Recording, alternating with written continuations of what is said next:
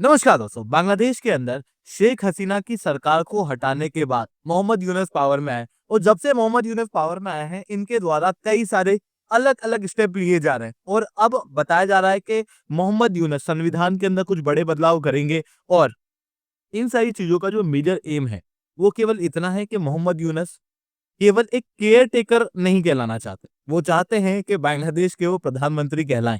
और इसीलिए अभी एक बहुत बड़ा डेवलपमेंट हुआ है। देखो, शेख हसीना के जाने के बाद बांग्लादेश के अंदर कोई अगली पार्टी पावर में आ सकती थी तो वो थी बीएनपी पार्टी, और बीएनपी पार्टी की ही लीडर जिया खालिदा को बांग्लादेश छोड़ के जाना पड़ा। एक हवाई जहाज आया, उन्हें बैठाया एम्बुलेंस के अंदर और उन्हें लंदन ले गए। बट चौंकाने वाली बात यह थी कि खालिदा जिया बीमार बहुत ज्यादा नहीं थी। उनकी वही बीमारियां थी जो 2017 से चली आ रही। बट उसके बावजूद भी खालिदा जिया को क्यों बांग्लादेश छोड़ना पड़ा? यहाँ पर मोहम्मद यूनुस का क्या बड़ा प्लान है और इसके अंदर कतर किस तरीके से इन्वॉल्व है, इसे मैं शुभेंदु चौहान डिटेल में आप लोगों के साथ में चर्चा करूंगा। बट उसके पहले आप लोग मेरे साथ में साथ ही टेलीग्राम ग्रुप के ऊपर जुड़ रखते हो। मेरी क्लास की अपडेट पीपीटी पीडीएफ सब कुछ आपको हमें मिल जाएगी।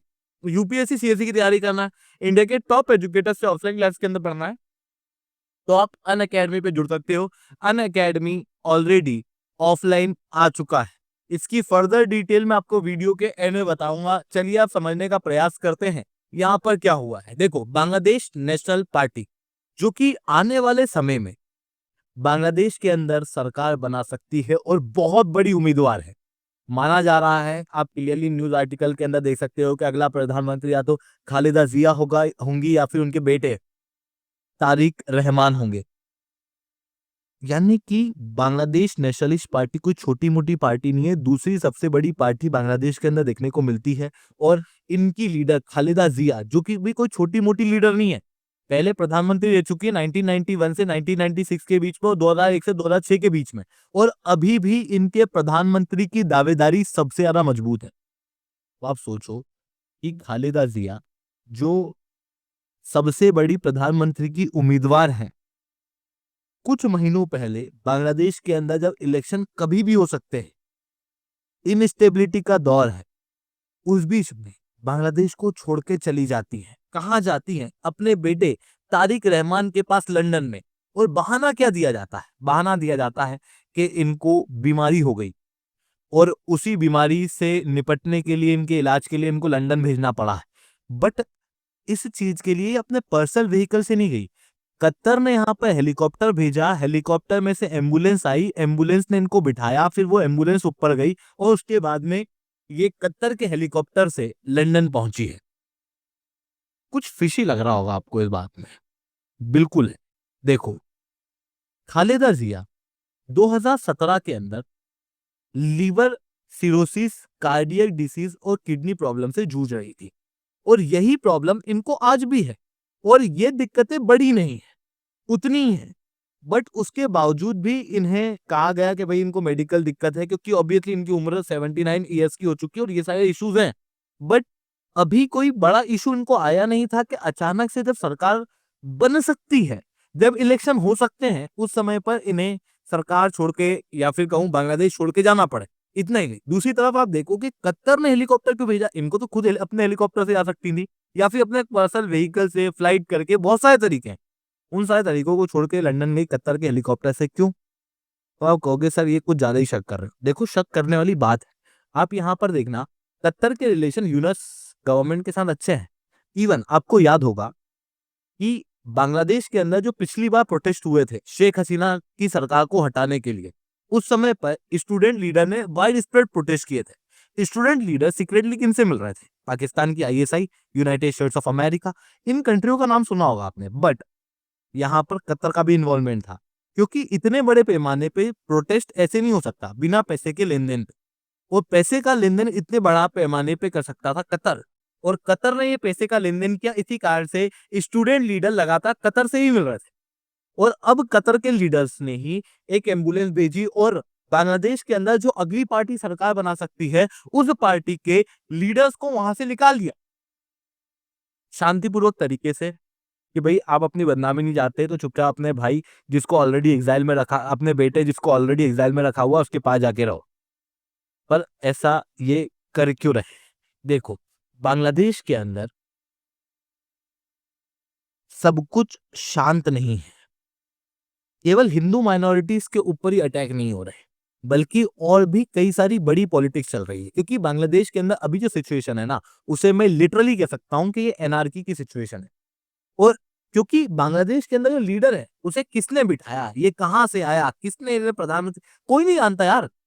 अचानक से ही आके प्रधानमंत्री बन गए, या कहूं इंटरिम गवर्नमेंट के लीडर बन गए, केयर टेकर बन गए, और उसके बाद इनके द्वारा लगातार डिसीजन लिए जा रहे हैं। एक तरफ तो ये जो मोहम्मद कि यूनस है, बांग्लादेश की ही एक मोहम्मद पार्टी है। यूनस के साथ में ही है जमात, जो कि बांग्लादेश की ही एक पार्टी है। आप क्लियरली देख सकते हो जमात के टॉप लीडर मोहम्मद यूनस से मिल रहे हैं, और ये दोनों मिलकर डिसाइड कर रहे हैं कि भाई हमको कॉन्स्टिट्यूशन में अमेंड करना है। कई सारे एक्सपर्ट्स का कहना है कि 8th कॉन्स्टिट्यूशन अमेंडमेंट एक्ट जैसा एक नया एक्ट आ सकता है बांग्लादेश के अंदर। इस चीज के लिए जमात और यूनस दोनों साथ में कोऑपरेट कर रहे हैं। मतलब कॉन्स्टिट्यूशन, संविधान के अंदर अमेंड करने का काम कर रहा है एक ऐसा व्यक्ति जो कि इलेक्ट ही नहीं हुआ, और अमेंड करके क्या करना चाहता है, इस्लाम को स्टेट रिलीजन बनाना चाहता है। क्लियरली आप देख सकते हैं। तो इस तरीके की चीजें यहाँ पर हो रही है। मतलब जमात और यूनस, इनके आपस में अच्छे संबंध है। दूसरी तरफ स्टूडेंट लीडर्स जो कि इस कॉन्स्पिरेसी के अंदर साथ में है, और बांग्लादेश नेशनलिस्ट पार्टी और दूसरी पॉलिटिकल पार्टीज क्लियरली नहीं चाहते कि भाई ये लोग पावर में ज्यादा समय तक रहें। क्योंकि जितने समय तक ये लोग पावर में रहेंगे उतने ही समय तक बीएनपी पार्टी पावर से वंचित रहेगी। इसलिए बीएनपी पार्टी चाहती जल्दी जल्दी इलेक्शन हो। जितना जल्दी इलेक्शन होंगे उतने ही जल्दी बीएनपी पार्टी इलेक्शन जीते और सरकार बनाए।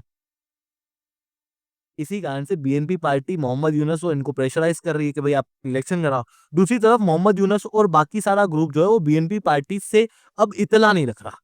इनके रिलेशन आपस में अच्छे नहीं लगते। आप क्लियरली देख सकते हो बीएनपी पार्टी ने क्या क्या स्टेटमेंट दिए। बीएनपी पार्टी ने कृष्ण जन्माष्टमी के समय पर अलग से कैडर बनाया है ताकि माइनॉरिटी को प्रोटेक्ट किया जा सके। इन्होंने कहा कि रिलीजियस माइनॉरिटी को प्रोटेक्ट करना बहुत जरूरी है।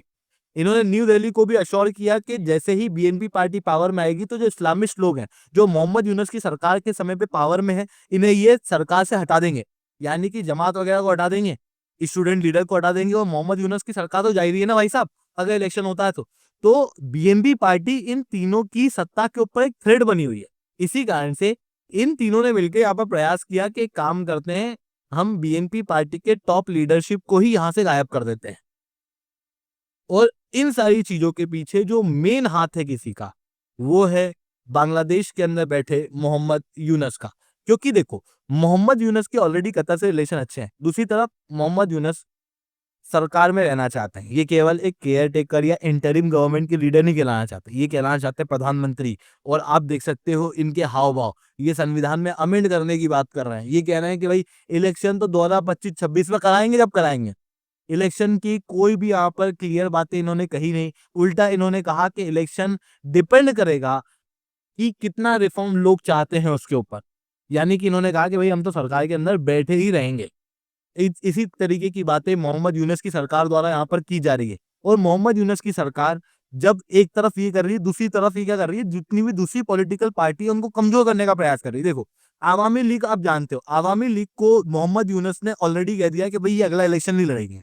बचती है बीएनपी पार्टी। बीएनपी पार्टी को इन्होंने अपने मीडिया के अंदर बदनाम करने का प्रयास करा हुआ है। आप क्लियरली यहाँ पर देख सकते हो बीएनपी पार्टी अपने यूथ का सपोर्ट लूज कर रही है, बीएनपी पार्टी ऐसा कर रही है, बीएनपी पार्टी ऐसा क्यों कर रही है। अब आप कहोगे कि सर ये तो मीडिया कर रही है, सरकार थोड़ी कर रही है। देखो, बांग्लादेश के अंदर जो मीडिया है वो इंडिपेंडेंट नहीं है। ये कई सारे जर्नलिस्ट ऑलरेडी क्लेम कर चुके हैं। इवन मोहम्मद यूनस की सरकार के आने के बाद से कई सारे जर्नलिस्ट ऑलरेडी मारे जा चुके हैं बांग्लादेश के अंदर। इस कारण से कई सारे इंटरनेशनल ऑर्गेनाइजेशन भी ये मान चुकी है कि बांग्लादेश के अंदर मीडिया इंडिपेंडेंट नहीं है, और सब कुछ वहां पर बैठे टॉप लीडरशिप के द्वारा एक नैरेटिव के फॉर्म में बांग्लादेश के अंदर चलाया जा रहा है, जो क्लियरली दर्शाता है कि बीएनपी पार्टी के खिलाफ मोहम्मद यूनस एक कॉन्स्पिरेसी रच रहे हैं। और वो नहीं चाहते इलेक्शन कराना, और वो चाहते हैं खुद को पावर में लाना। अब आप कहोगे सर ये कुछ ज्यादा बेसलेस हो रहा है क्या? बिल्कुल भी बेसलेस नहीं है। देखो, बांग्लादेश के अंदर इस तरीके की चीजें पहले भी हो चुकी है। 2007 से 9 के बीच में ऐसे ही इंटरिम सरकार बांग्लादेश के अंदर बनी थी और उस समय पर जो केयरटेकर गवर्नमेंट थी उसके द्वारा बीएनपी पार्टी और आवामी लीग को मार्जिनलाइज किया जा रहा था, क्योंकि ये दो बड़ी पार्टी अगर इलेक्शन में नहीं रहेगी तो फिर एक नई पार्टी केयरटेकर गवर्नमेंट द्वारा बनाई जाएगी और फिर वो इलेक्शन जीत के केयरटेकर गवर्नमेंट का जो लीडर है वही प्रधानमंत्री बना रहेगा। यही स्ट्रेटेजी 2007-9 में भी हुई थी और यही स्ट्रेटेजी अभी मोहम्मद यूनुस द्वारा भी इस्तेमाल की जा रही है। हालांकि 2007 से 9 के बीच में ये स्ट्रेटेजी फेल हो गई थी, बट हो सकता है कि यहाँ पर मोहम्मद यूनुस इस स्ट्रेटेजी के अंदर पास हो जाए, क्योंकि इस बार मोहम्मद यूनुस के पास में यूएस और कतर जैसी कंट्रियों का सपोर्ट है। आई होप ये सारी बातें आपको समझ में आई होंगी। लेक्चर अच्छा लगा हो तो लाइक करना, लेक्चर बहुत अच्छा लगा हो नीचे ऐसा रिटर्न कमेंट करना। अगर आपको इस वीडियो की पीडीएफ चाहिए तो आप हमारे नीचे मैंने करंट अफेयर्स की एक लिंक दी हुई है, उस लिंक के ऊपर आप क्लिक करना, आपको वो पीडीएफ प्राप्त हो जाएगी। इसके अलावा भी अगर आप हमारा study material free of cost प्राप्त करना चाहते हो, जैसे आप हर महीने की करंट अफेयर्स की मैगजीन प्राप्त करना चाहते हो या फिर प्रीवियस ईयर के क्वेश्चंस आप चाहते हो सॉल्व, वीकली न्यूज एनालिसिस चाहते हो और उनके नोट्स प्राप्त करना चाहते हो, एनसीईआरटी के नोट्स की समरी या फिर प्रीलिम्स के मॉक टेस्ट आपको चाहिए फ्री ऑफ कॉस्ट, तो नीचे मैंने एक लिंक दी हुई है, उस लिंक को खोलना, उसको फिल आउट करना, उसके बाद आपको ये सारे डॉक्यूमेंट बिल्कुल फ्री ऑफ कॉस्ट मिलेंगे। इवन उस लिंक के अंदर मैंने बहुत ही इंपॉर्टेंट डॉक्यूमेंट यूपीएससी सीएससी के बच्चों के लिए और कोई भी गवर्नमेंट एग्जाम की तैयारी कर रहे बच्चों के लिए लगाया है। दोस्तों, मैंने समरी डॉक्यूमेंट दिया है और ईयर बुक का, जिससे हर साल लगभग हर एग्जाम में 7 से 8 क्वेश्चन आते हैं जो कि बाकी लोग नहीं कर पाते। बट देखो, अगर आप ईयर बुक पढ़ने जाओगे, बहुत बड़ी है, बहुत मोटी भी है और बहुत सारे फैक्ट हैं, इतना सब इंपॉर्टेंट नहीं भी होता। उसमें से जितना भी इंपॉर्टेंट पार्ट है वो हम लोगों ने अलग से छांटा है और उस इंपॉर्टेंट पार्ट को मिला के नोट्स बनाए हुए हैं। अगर आप वो भी प्राप्त करना चाहते हो तो नीचे मैंने दिए हुए हैं, ठीक है, आप बिल्कुल से उनको प्राप्त कर सकते हो। ठीक है दोस्तों, आज के लिए that's all from my side. जय हिंद, जय भारत।